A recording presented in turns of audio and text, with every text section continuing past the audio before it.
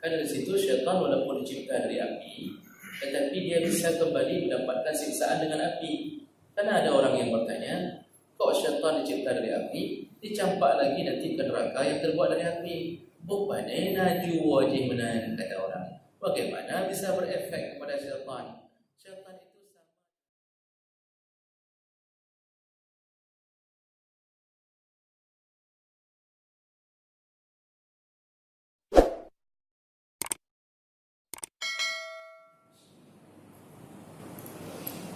Assalamualaikum warahmatullahi wabarakatuh. Alhamdulillahil wahidil ahad, lam yalid wa lam yulad wa lam yakul lahu kufuwan ahad. Asyhadu an la ilaha illallah wahdahu la syarika lahu wa asyhadu anna Muhammadan abduhu wa rasuluhul karim. Allahumma shalli wa sallim ala nabiyyina wa sayyidina Mustafa Muhammadin wa ala alihi wa ashabihi ajma'in. Amma ba'd. Rabbi shrah li sadri wa yassir li amri wahlul 'uqdatam min lisani yafqahu qawli. Segala puji bagi Allah, kami salawat dan salam kepada Rasulullah, pada keluarga dan seluruh sahabat-sahabatnya. Ya Allah, muliakan membawa balik ibu jemaah salat subuh serta seluruh pengurus masjid, imam masjid dan ketua-ketua desa. Semoga kehadiran kita di sini tercatat sebagai pahala di sisi Allah Subhanahu wa taala. Jemaah semua yang dimuliakan Allah, kita masih membicarakan bagaimana melawan tipu daya syaitan. Dan sudah beberapa amalan yang dikabarkan melalui ayat dan hadis Nabi sallallahu alaihi wasallam. Di antara amalan-amalan tersebut yang sudah kita bahas adalah untuk melawan syaitan atau melumpuhkan tipu daya syaitan. Yang pertama, lakukan amal dengan ikhlas, karena syaitan tidak akan mampu menjatuhkan orang-orang yang ikhlas kepada Allah Subhanahu wa taala. Yang kedua, perbanyaklah membaca Al-Quran, dan terutama ayat-ayat tertentu yang memang Allah Subhanahu wa taala lebihkan untuk mengusir syaitan. Di antaranya membaca surah Al-Baqarah saat memasuki suatu tempat, atau ingin tinggal di rumah yang baru atau rumah sewa yang baru, bacalah surah Al-Baqarah, maka syaitan dipastikan akan melarikan diri dari rumah tersebut. Berikutnya ayat kursi. Dan ayat kursi ini adalah salah satu yang membuat rasa takut syaitan, dan yang mengatakannya adalah syaitan sendiri. Kepada Abu Hurairah di saat dia masuk ke Baitul Mal untuk mencuri barang di Baitul Mal. Juga termasuklah untuk melawan syaitan adalah dua ayat terakhir dari surah Al-Baqarah. Dari mulai kalimat amana Rasul bima unzila ilaihi min rabbihi wal mu'minun. Kemudian juga diajarkan oleh Nabi juga termasuk ayat-ayat yang membuat gentar syaitan adalah al-mu'awwidzat, yaitu qul a'udzu birabbil falaq dan qul a'udzu birabbin nas, ditambah dengan qul huwallahu ahad. Bacalah sebelum tidur, maka syaitan tidak akan mampu menembus ke dalam pikirannya dan hatinya sampai datangnya subuh. Baik, kita sambung jemaah Allah Subhanahu wa taala. Di antara amalan yang diajarkan oleh Nabi sallallahu alaihi wasallam untuk menjatuhkan tipu daya syaitan adalah at-tasmiyah, membaca bismillah. Ini pelajarannya pelajaran sederhana, pelajaran anak SD, tapi yang menjadi pertanyaan, seberapa jauh sudah kita beramal dengan bismillah? Jemaah Allah Subhanahu wa taala, siapa yang ingin dijaga semua gerakannya oleh Allah, maka hendaknya dia memulai Rasulullah SAW menyebutkan kullu amalin lam yubda bil basmalah, semua amal yang tidak dimulai dengan bismillah maka fahuwa aqta', keberkahannya terpotong. Semua amalan umum yang Nabi tidak menyebutkan ada doa tertentu di dalamnya, maka hendaknya mulailah dengan bismillah. Kenapa? Karena bismillah itu akan membuat syaitan melemah, tidak berkuasa untuk menggoda orang yang membaca. Dan di antara tempat-tempat yang diutamakan untuk membaca bismillah adalah yang pertama, idza asaratid dabbah, apabila terjadi kecelakaan pada kenderaan atau tunggangan kita. Dabbah dulu bermakna binatang tunggangan, karena dulu belum ada Avanza, belum ada Pajero. Jadi kalau dabbah sekarang yaitu kenderaan itu mau 300, 400, 500 ribu yang ini ada dabbah. Kalau terjadi sesuatu pada kenderaan kita, maka bacalah bismillah. Kita dengarkan hadis Nabi SAW dalam riwayat Abu Dawud dan Ahmad, disahihkan oleh Syekh Al-Arnaud, dari Abi Al-Marih Al-Rajul Qan, yang menceritakan bahawa ada seseorang berkata, kuntu radifan Nabi SAW. Pada suatu hari aku sedang membonceng Nabi SAW. Fa'atharat dabbatu. Pada saat Nabi sedang dibonceng, tiba-tiba untanya terjatuh, terpeleset. Faqultu, lalu orang yang meriwayatkan hadis ini berkata, secara otomatis refleks dia mengatakan, ta'isa syaitan, celakalah syaitan. Jadi ini refleks, Pak. Kalau kita refleksnya macam-macam. Ada yang begitu terbentuk sesuatu, orang yang bagus lisannya, maka refleksnya akan astagfirullah, la ilaha illallah. Ada yang kadang-kadang lisannya dari kecil itu sudah tidak terbiasa dengan kalam yang baik, maka keluarlah kalimat-kalimat yang aneh, kejar anjing, angsa, contoh. Jadi makro, jadi keluar refleks macam-macam. Nah, orang ini keluar refleksnya lumayan bagus. Apa dia? Ta'isa syaitan, celakalah syaitan. Enggak, istilahnya celaka syaitan, karena yang dia laknat adalah syaitan. Bolehkah melaknat syaitan? Bolehkah. Dalam ayat Allah Subhanahu wa taala melaknat syaitan. Nabi pun dalam beberapa hadis, waktu sedang solat, tiba-tiba nampak iblis membawa api ke hadapan wajahnya. Rasulullah langsung mengatakan, il'an alaika Allah, yal'anillahu alaik, kata Rasulullah. Laknatan tammah, Allah melaknatmu dengan laknat yang sempurna, kata Rasulullah. Jadi melaknat syaitan boleh. Jadi laki-laki ini menyebut celakalah syaitan.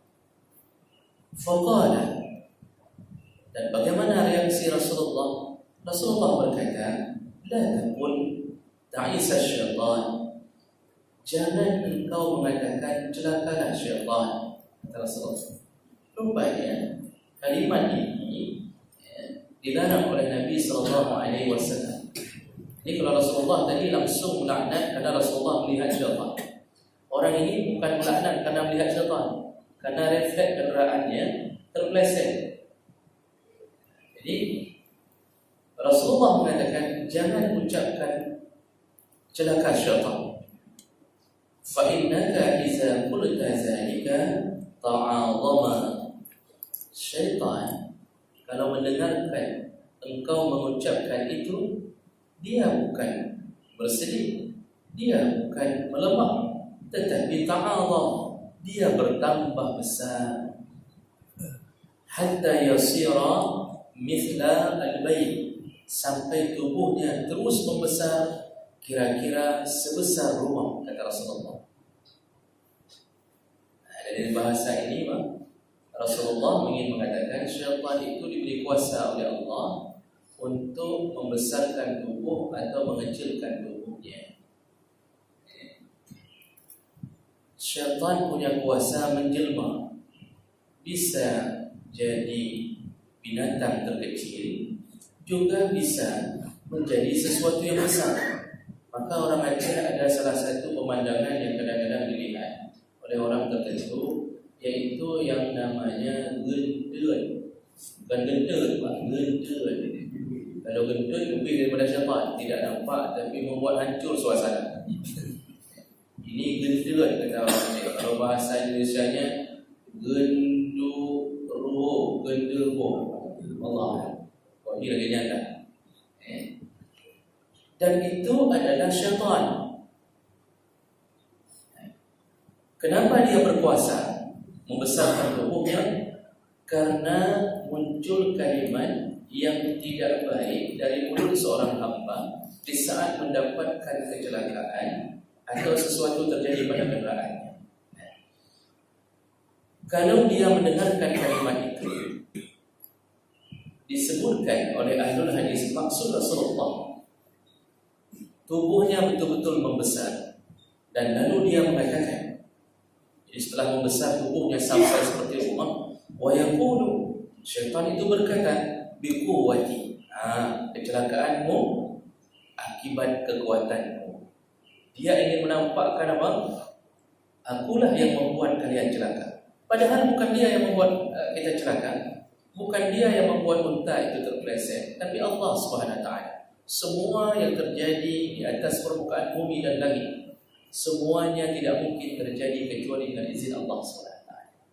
Tidak mungkin terjadi.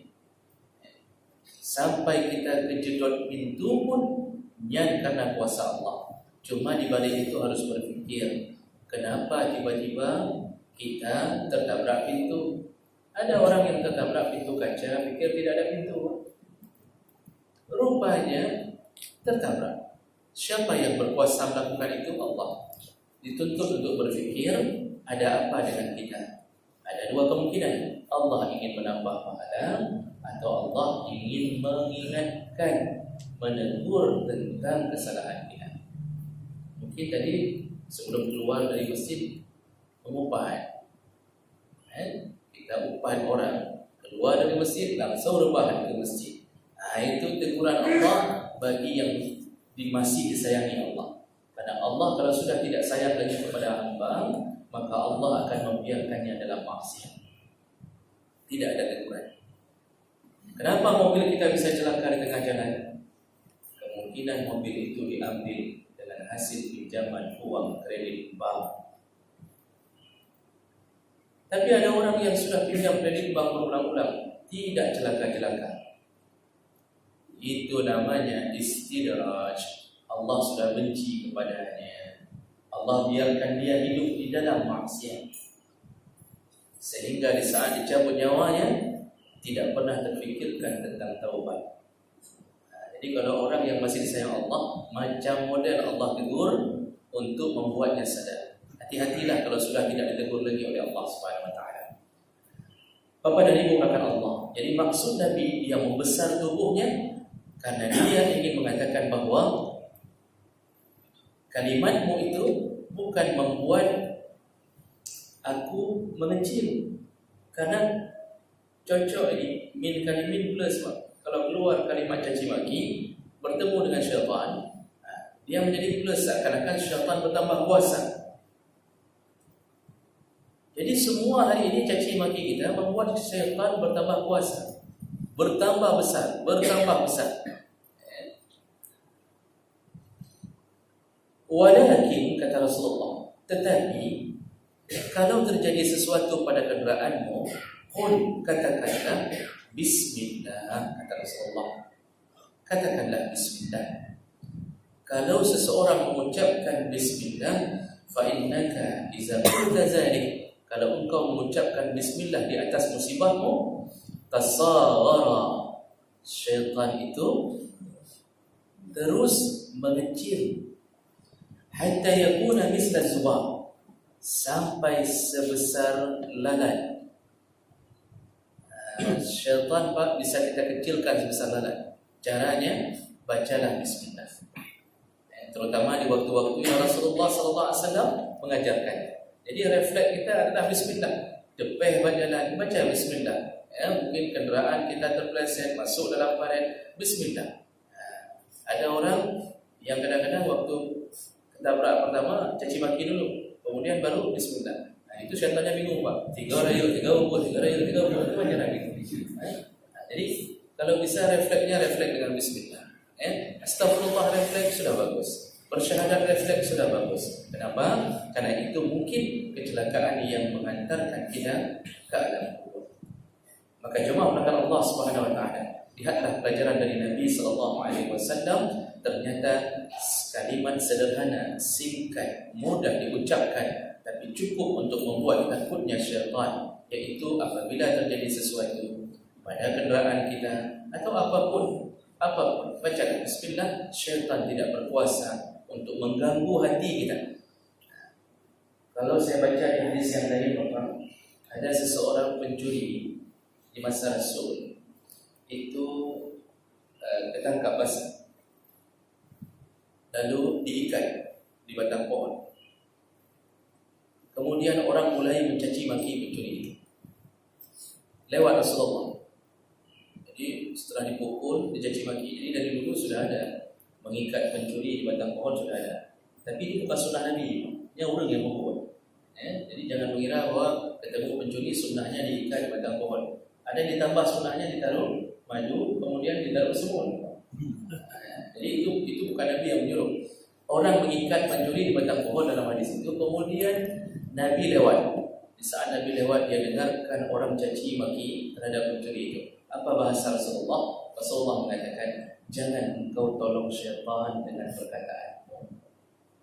Ternyata perkataan caci maki terhadap pencuri itu bukan menolong pencuri itu, dan bukan meluapkan kemarahan kita saja, itu menolong syaitan. Syaitan semakin besar dan dia ingin tancapkan, pertama, dosa terhadap yang mencaci. Yang kedua, dia ingin buat pencuri ini kehilangan iman, putus asa. Jadi dia ingin tutup jalan-jalan menuju taubat. Lalu Rasulullah mengatakan, bantulah pencuri itu dengan mengatakan, semoga Allah memberi hidayah kepadamu. Jadi Bapak dan Ibu belakang Allah Subhanahu wa taala, kalimatnya sederhana tapi bisa melemahkan syaitan adalah Bismillahirrahmanirrahim. Sambungan Ar-Rahmanir-Rahim boleh dibaca, boleh tidak.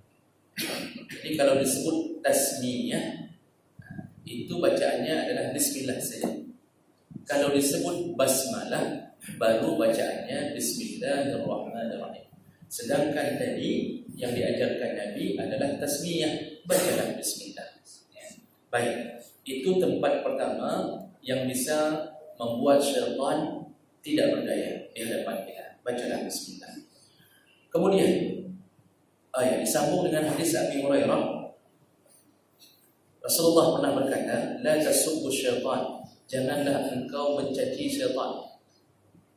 Wa ta'awazu billahi min syarri, tapi mohonlah perlindungan Allah dari kejahatannya.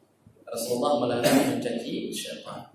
Itu larangan itu bagi umatnya yang tidak bisa melihat syaitan, tapi Rasulullah sendiri itu bisa melaknat syaitan langsung.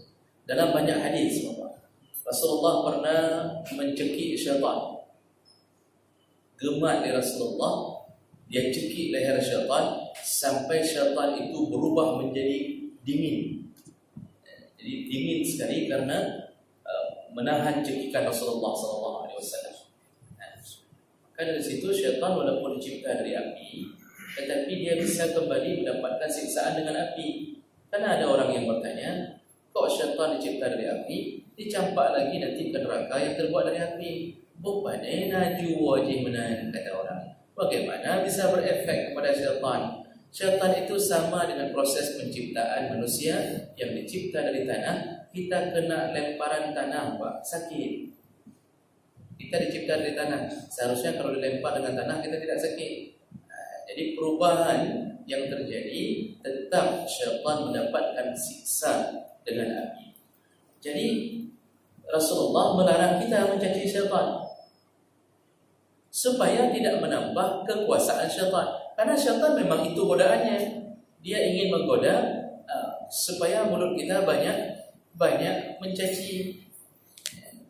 Jadi memang kalau kita mencaci berarti sudah menanglah syaitan.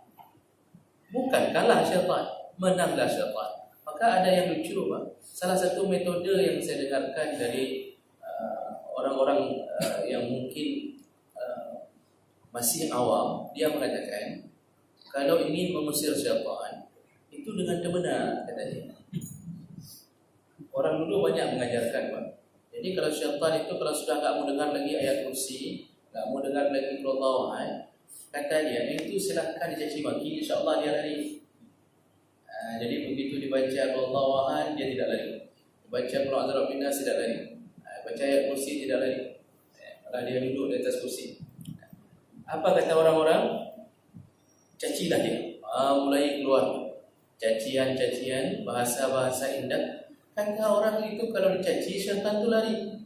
Sudah betul dia lari. Kenapa? Di saat dia lari, sebenarnya dia bukan melarikan diri, tapi dia sudah memenangkan pertarungan. Yaitu kita sudah jatuh ke dalam dosa. Sudah, yang penting syaitan menang, kita jatuh dalam dosa. Maka dia bukan melarikan diri. Seakan-akan dia mengatakan apa? Kasih, lu kamu menang. Hai begini, ini nak berjauh. Begitulah. Maka jemaah belakang Allah SWT, metode caci maki untuk mengusir syaitan itu bukan membuat syaitan takut pada hakikatnya, tapi membuat syaitan menang. Di saat itu dia meninggalkan kita bukan karena takut, tapi karena kemenangan. Baik, berikutnya, kapan lagi disunnahkan untuk mengucapkan bismillah yang bisa membuat syaitan